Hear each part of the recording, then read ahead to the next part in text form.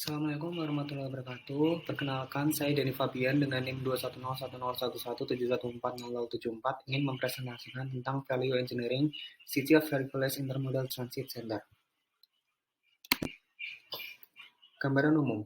Kota Hercules, California mengusulkan untuk membangun pusat transit antar moda terkait peningkatan jalan rel dan jalan raya serta fasilitas tambahan di lokasi yang berdekatan dengan Teluk San Pablo di Contra Costa County. Kota ini juga berkoordinasi dengan Capital Corridor Joint Powers Authority untuk menyediakan layanan kereta penumpang antar kota ke lokasi tersebut dan West Contra Costa Transit Authority untuk menyediakan koneksi layanan bus. Tujuan dari proyek yang diusulkan adalah untuk meningkatkan mobilitas lokal dan regional serta pilihan transportasi dengan menyediakan layanan angkutan baru dan yang diperluas dengan koneksi antar moda yang akan mendorong penggunaan angkutan umum. Kebutuhan akan proyek ini didorong oleh penduduk di wilayah Teluk San Francisco yang sangat bergantung pada pilihan perjalanan lintas wilayah dan lintas teluk. Meskipun telah menggunakan layanan angkutan umum, terutama kereta api dan bus, kemacetan lalu lintas terus meningkat, yang mempengaruhi ratusan ribu penduduk Bay Area dan menimbulkan biaya ekonomi dan lingkungan. Kepadatan kemacetan akan meningkat di masa depan seiring dengan meningkatnya populasi dan lapangan kerja di wilayah Teluk San Francisco.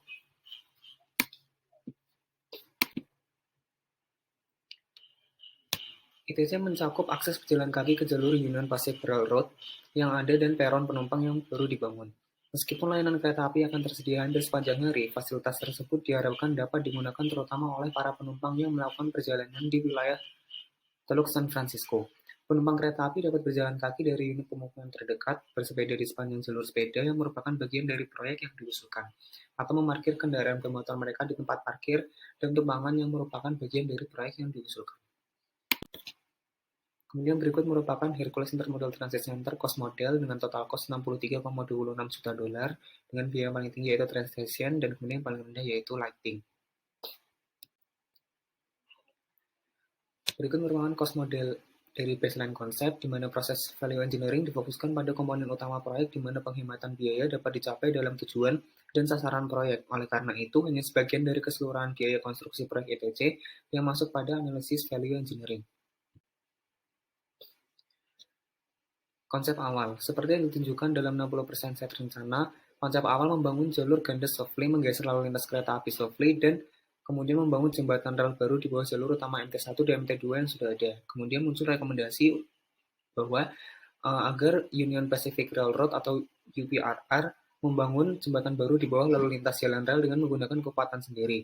Setelah jembatan baru terpasang, jalur MT03 yang baru dapat dibangun pada jalur akhir. Kemudian keuntungan dari penerapan VE yang pertama adalah mengizinkan konstruksi dinding penahan melalui stasiun, mengurangi mobilitas kontraktor yang melintasi jalur utama langsung. Kemudian ada kontraktor dapat membangun jembatan MT3 baru yang tidak bergantung pada pekerjaan jembatan UPRR. Kemudian ada struktur platform dapat didesain ulang untuk struktur yang lebih ringan.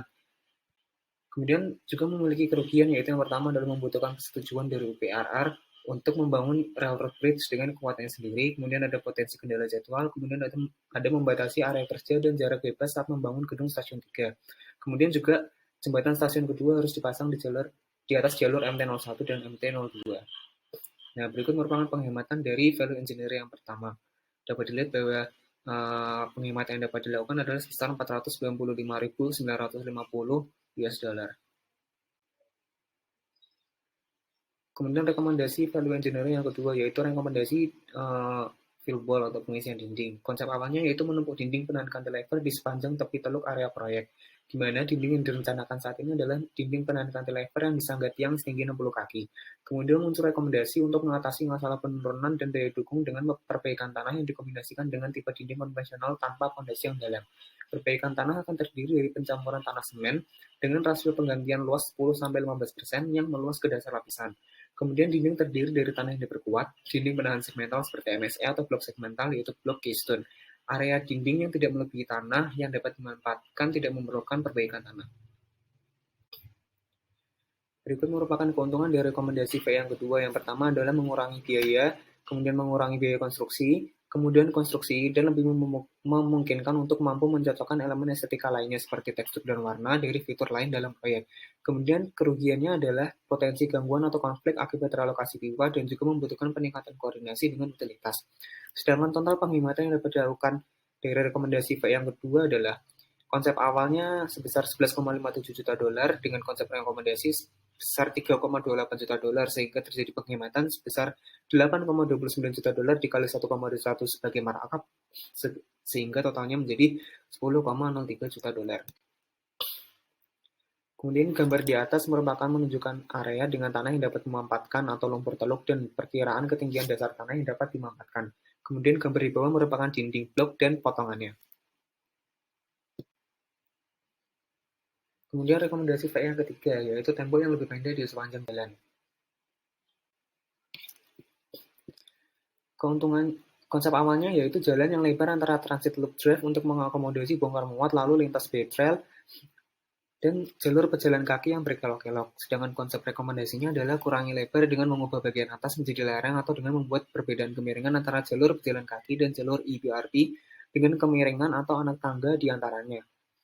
Kemudian tentu memiliki keuntungan dan kerugian. Keuntungannya antara lain adalah mengurangi biaya, menyederhanakan dinding, menambahkan peluang untuk lebih banyak vegetasi, memisahkan jalan setapak dari jalanan, memperluas tampilan saat duduk. Kemudian kerugiannya adalah mengurangi lebar jalan, mengurangi ruang berkumpul, tantangan dalam drainase, dan juga mungkin membutuhkan tambahan rem ADA. Kemudian juga mungkin ada masalah elevasi dengan transit loop dan jembatan. Berikut merupakan contoh gambar dari potongan melintang kondisi existing, kemudian ada potongan melintang rencana awal, dan kemudian potongan melintang dari rekomendasi. Dan berikut merupakan cost saving-nya, di mana total saving yang dapat dilakukan sebesar 33.943 US dollar. Kemudian ada rekomendasi VE yang keempat, yaitu center platform. Konsep awalnya yaitu platform ini terdiri dari pelat beton setebal 10 inci yang dicor di tempat dengan lebar 35 inch yang didukung pada beton dengan lebar 2-6 inch dengan lebar balok 1-8 inch dan bervariasi tergantung pada fondasi rangka bangunan. Setiap balok kelas didukung oleh 2 tiang HP 14x117. Kemudian muncul rekomendasi yaitu menggunakan beton yang dicor di tempat setebal 10 inch atau beton pracetak dengan penutup pada 2 kelas balok untuk mengontrol penurunan dan retak yang berbeda. Sedangkan keuntungannya antara lain yaitu yang pertama konstruksi lebih cepat, kemudian mengurangi keterpaparan kru kerja terhadap lalu lintas kereta secara langsung, kemudian ada meningkatkan kendali mutu permukaan beton, kemudian ada fleksibilitas unit pengecoran di tempat atau di luar, kemudian ada konsep estetika yang tidak terbatas. Namun ada kerugian yaitu kemungkinan terjadinya penurunan seiring dengan waktu. Nah, untuk membantu mempercepat pembangunan peron dan mengurangi biaya, 4 gagasan berikut dievaluasi oleh tim value engineering. Yang pertama, menggunakan panel pracetak untuk plat peron, kemudian menggunakan peron pracetak parsial dengan penutup cor di tempat, kemudian plat 10 inci pada alas-alas dengan dinding batang, kemudian singkirkan tiang pancang dan gunakan plat yang diperkuat dengan tiang pengencang, lalu ada gunakan pencampuran tanah di bawah lempengan. Opsi alas plat 10 inch dapat melibatkan tiang kosong pracetak yang dikencangkan bersama dengan penutup setebal 2 atau 3 inci atau opsi tuang di tempat pada chicken perimeter grade beam dan longitudinal post tensioning. Berikut merupakan contoh gambar dari post tension slab. Kemudian dari cost saving yang dapat dilakukan pada value engineering ini adalah sebesar 0,5 juta dolar dikali 1,21 sebagai markup, kemudian totalnya merupakan sebesar 0,6 juta dolar. Kemudian ada rekomendasi VE yang kelima, yaitu perbaikan pagar pembatas pedestrian. Konsep awalnya adalah pagar pembatas tinggi 42 inch dengan setengah inch panel kaca dan 1,5 dikali setengah inch galvalum, tiang atau rangka batang baja cat dengan pegangan tabungan baja tahan karat. Kemudian opsi rekomendasinya adalah ada 2 opsi. Yang pertama opsi A, yaitu ganti pagar pembatas kaca dengan pagar pembatas kabel baja dengan tinggi 42 inch. Kemudian opsi B, yaitu di tepi luar jalan, perluas jalan untuk menghilangkan celah antara tepi jalan dan struktur. Pagar pembatas untuk tetap berada pada antarmuka level ramp atau jembatan dan di tepi interior ramp.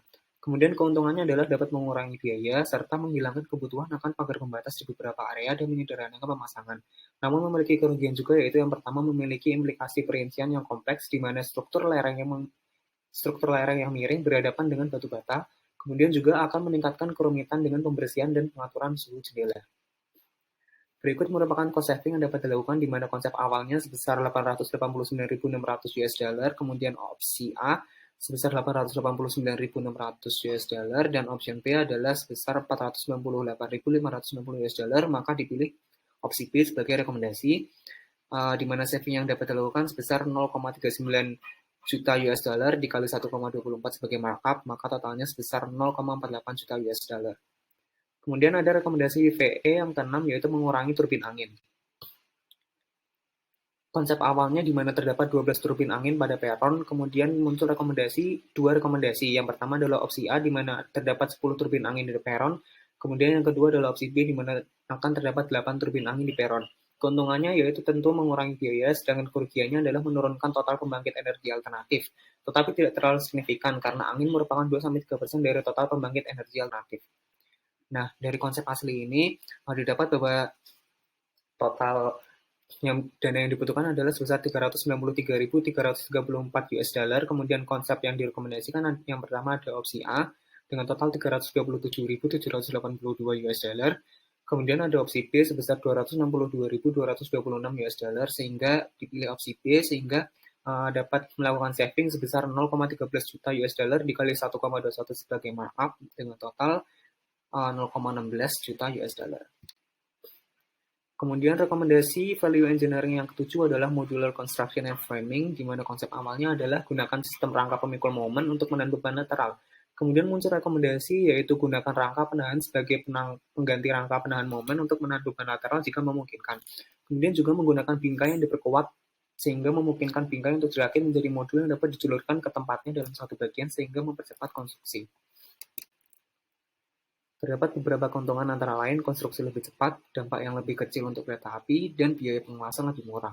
Namun juga terdapat kerugiannya, yaitu koneksi tambahan diperlukan untuk memungkinkan modul dirakit dengan cepat, potensi penyumbatan ke jalur akses, dan juga perubahan nuansa arsitektur bangunan.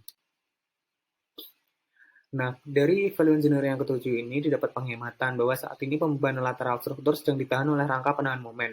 Kolom dan balok dihubungkan bersama dengan las penetrasi sambungan lengkap. Biaya pengelasan penetrasi sambungan lengkap lebih mahal dibandingkan dengan menggunakan sambungan las fillet dengan sambungan baut. Pengelasan fillet tipikal memerlukan 1 hingga 3 lintasan untuk diselesaikan oleh tukang las dibandingkan dengan pengelasan penetrasi sambungan lengkap yang bisa 7 lintasan ke atas tergantung pada ukuran lasan. Untuk meminimalkan biaya pengelasan dan mempercepat konstruksi, maka rangka yang diperkuat dengan sambungan baut dapat digunakan di beberapa lokasi dan meminimalkan dampak terhadap rencana arsitektural. Berikut merupakan cost saving yang dapat dilakukan di mana original konsepnya sebesar 1,84 juta US dollar, dengan kemudian muncul rekomendasi konsep sebesar 1,55 juta US dollar, kemudian dapat diketahui bahwa saving yang dapat dilakukan adalah 0,29 juta US dollar dikali 1,24 sebagai markup, sehingga total savingnya adalah 0,36 juta US dollar. Kemudian ada rekomendasi value engineering yang ke-8, yaitu menahan pagar pembatas. Pagar pembatas ini tidak ada di konsep awal, melainkan ini merupakan konsep rekomendasi di mana pasang pagar pembatas melalui area peron stasiun. Ada keuntungannya yaitu mengurangi potensi kereta api yang tergelincir di stasiun dan mengganggu platform stasiun, namun kerugiannya adalah menambah biaya proyek. Sedangkan penghematannya tidak ada karena dia akan menambah biaya proyek dengan added cost sebesar 0,09 juta US dollar dikali 1,21 sebagai markup, sehingga ada tambahan sebesar 0,11 juta US dollar. Kemudian rekomendasi value engineering yang ke-9 yaitu fasilitas aman. Konsep awalnya yaitu paving promenade terdiri dari paving unit dan atau betong bertulang. Dinding kursi promenade dan dinding perkebunan dapat didesain ulang untuk mengurangi biaya. Perabotan di Creekside Park rencananya akan menyediakan tempat duduk, tempat sampah, rak sepeda, meja piknik, dan pagar pohon. Muncul rekomendasi yaitu gunakan beton berwarna yang dicap atau dicetak untuk menggambarkan kawasan berjalan kaki yang akan mempertahankan estetika, menghormati tujuan desain, dan meningkatkan penggunaannya. Gunakan dinding dudukan beton bertulang dan dinding penanam dengan tutup dan atau permukaan terbelah. Menyediakan alternatif perabotan di lokasi yang menghormati maksud desain, estetika, dan kinerja sekaligus mengurangi biaya unit. Kemudian ada keuntungannya yaitu menghormati maksud desain, dapat menyediakan permukaan yang aman dan nyaman untuk berjalan-jalan pengguna, termasuk pengendara sepeda, mengurangi biaya, dan mengurangi perawatan, sedangkan kerugiannya tidak ada.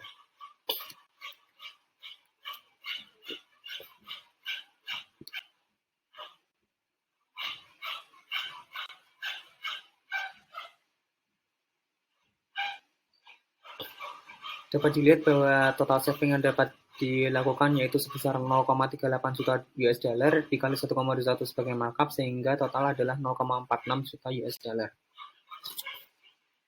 Kemudian rekomendasi value engineering yang ke-10 yaitu menghilangkan basement.